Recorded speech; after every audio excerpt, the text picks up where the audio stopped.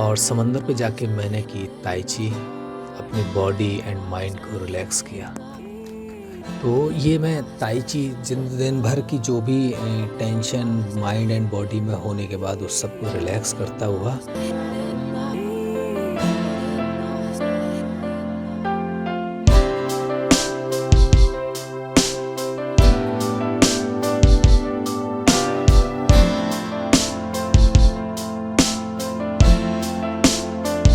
दोस्तों, स्वागत है आपका एक और नए व्लॉग में। जैसा कि आप जानते हैं कि रात को मैं हो गया था लेट, ट्रेन गई थी छूट, तो मैंने लगा लिया अपना यहीं 5 स्टार होटल।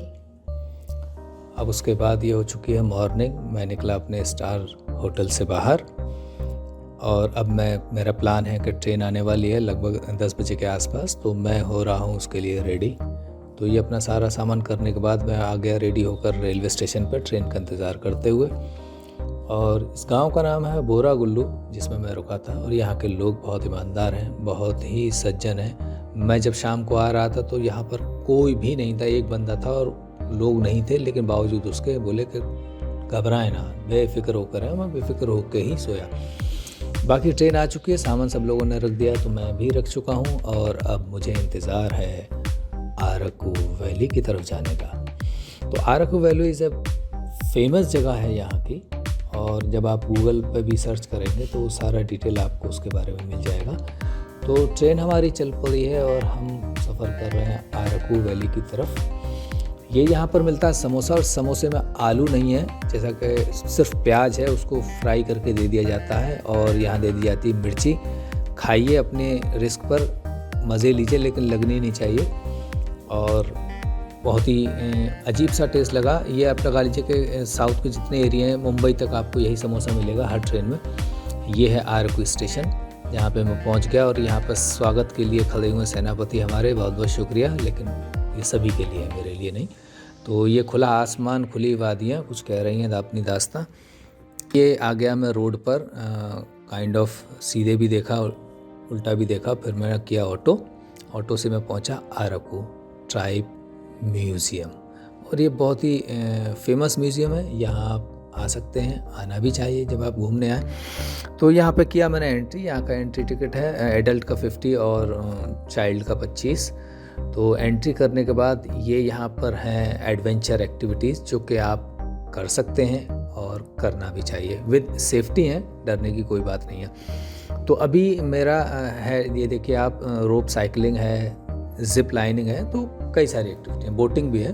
तो आप यहाँ पर फुल अपना टाइम अच्छे से बिता सकते हैं। ये एडवेंचर लिस्ट है, किसका कितना प्राइस है, लेकिन अपने रिस्क पर, क्योंकि ये चेंज हो जाएगा। आप मेरे पे क्लेम ना करें, आपने तो उतना दिखाया था, ये रेट बढ़ क्यों गया, क्योंकि गवर्नमेंट के बढ़ जाते हैं तो मैं तो गवर्नमेंट हूँ नहीं। ये है आपका कल्चर से रिलेटेड अपने अपने हैंडमेड चीज़ें, जो कि इस साइड में हैंडमेड को काफ़ी प्रमोट किया जाता है और ये एक अच्छी बात है। मोदी जी ने भी कहा कि लोकल इज़ वोकल। फाइनली ये है हमारा ट्राइब म्यूज़ियम।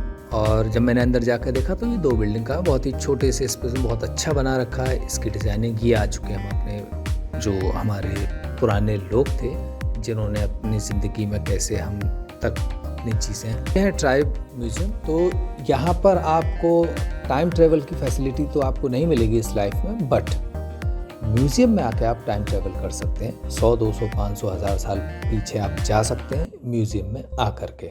तो आप देख पाएंगे किस तरह का कल्चर था, कैसी एक्टिविटीज़ थी, कैसे रहना, खाना पीना, घूमना, नाचना, ऑल हिस्ट्री आपको मिलेगी।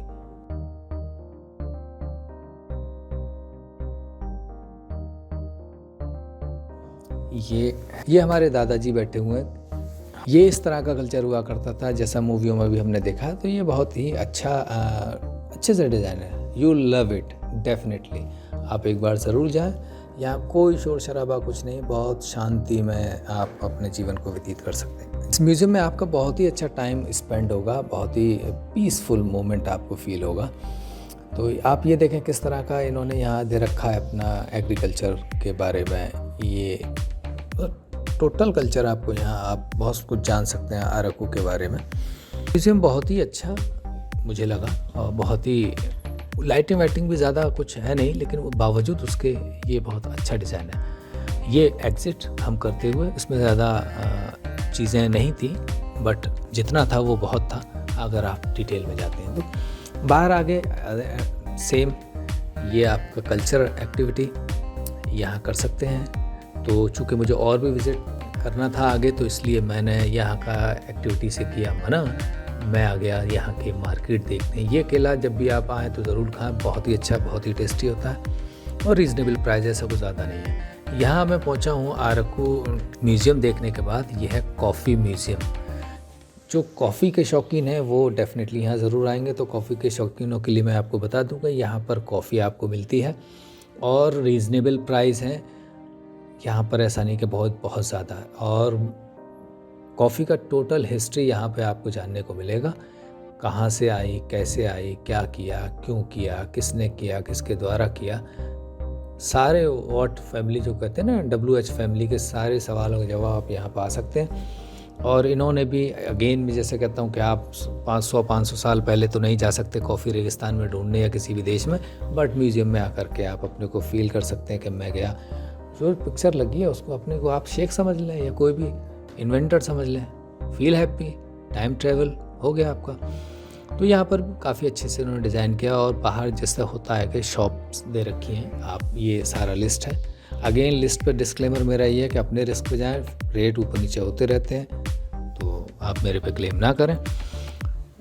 कॉफ़ी बीन के बाद में फिर मैं निकलता हूँ, ये यहाँ भी अगेन एक कल्चरल एक्टिविटी, एडवेंचर एक्टिविटी यहाँ पर दे रखी है, आप ये भी कर सकते हैं। ये सुराई साइन दे रखा है एक तरीके से खूबसूरती बढ़ाने के लिए। तो भाई मैं जा रहा हूँ अब दूसरी तरफ, क्योंकि मुझे रिटर्न भी होना है। क्योंकि मैं सोच रहा था कि पहले था मेरा कि लास्ट होगा मेरे विशाखापट्टनम में, बट अब ये लास्ट यहाँ से जाने के बाद होगा, क्योंकि मैं अपना ऑटो करने के बाद सीधे पहुँचा रेलवे स्टेशन। जहाँ से मैंने शुरू किया था वहीं पर लौट के आ गए। आगे जाने का था बट ज़्यादा आगे जाता तो फिर और आगे के लिए टाइम कम पड़ेगा। तो अभी मैं वापसी की तरफ विशाखापट्टनम, क्योंकि वहाँ से डायरेक्ट कुछ है नहीं, तो आगे किसी और दूसरे उसके लिए वापस विशाखापट्टनम एक बड़ा स्टेशन है, वहाँ से आपको सब कुछ ट्रेन मिलती है। तो मैं पहुँचा विशाखापट्टनम, क्योंकि विशाखापट्टनम मैंने यहाँ से किया कैब, पहुँचा अपना वहीं अपने दोस्त के पास। और आप दोस्त से समझ गए, दोस्त एक ही है मेरा, समंदर। और समंदर पे जाके मैंने की ताई ची, अपनी बॉडी एंड माइंड को रिलैक्स किया। तो ये मैं ताई ची दिन भर की जो भी टेंशन माइंड एंड बॉडी में होने के बाद उस सबको रिलैक्स करता हुआ। और tai chi is a way where you can connect with in your self.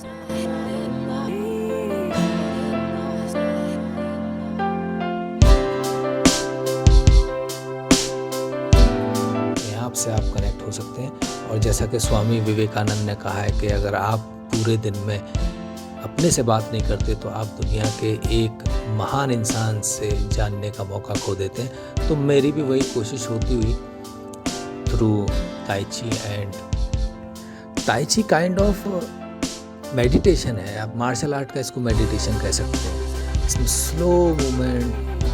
अब समंदर के किनारे हूँ तो मैं समंदर से ये कह रहा हूँ कि भाई देखो, हमारा तुम्हारा मिलना मुश्किल सही, लेकिन हो सके तो मिल लिया करना, और अगर ना मिल पाओ तो कम से कम हवा के द्वारा संदेशा भेज दिया करना। फाइनली मैं आ गया अपने ऑल स्टार होटल में, और अब यहाँ से शुरू होगा अगला सफ़र। तब तक आप अपना और अपनों का ख्याल रखिए। उम्मीद करता हूँ आपको ये सफ़र अच्छा लगा होगा।